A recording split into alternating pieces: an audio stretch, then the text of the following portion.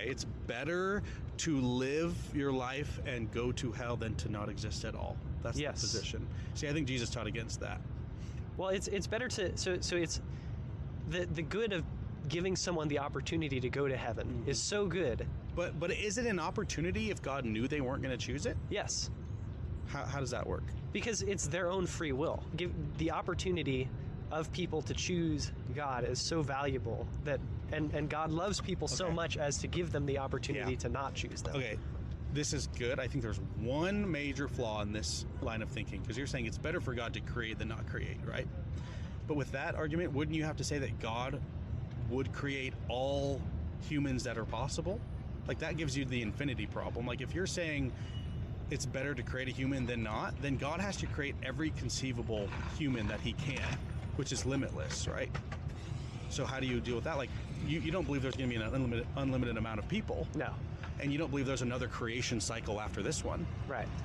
So God's not going to be creating everyone that he can conceive. So that argument doesn't work, because on that argument, he'd have to create them. But he could never stop creating if it's better to create than not create. Yeah, I don't know if there's necessarily a good answer to that, but I don't think that invalidates my point, if that makes sense. Like, I think it does. I think it's the crux of your point, because you're positing a reality that is absurd as far as like the implications of it, right? Am I understanding you correctly? You're saying that it's better for God to create someone even if they're going to go to hell. That's your position.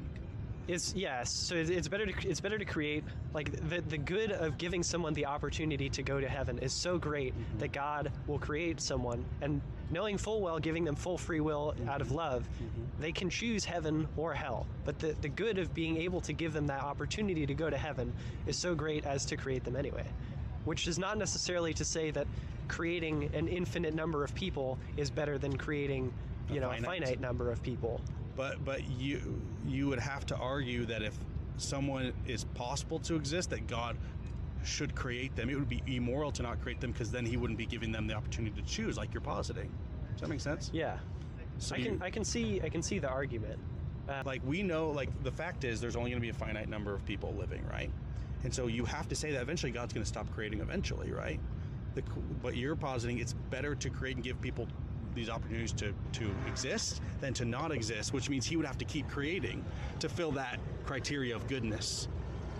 Does that make sense? Yeah. I think it's kind of a good solve, but when you start to think about it, it's like, wait, like, so then God has to keep creating, otherwise that point is invalidated as far as his moral character goes, because he has to be perfectly good. Right. So he has to keep creating. If he stops creating, isn't that morally bad on this standard? I think it's hard to say.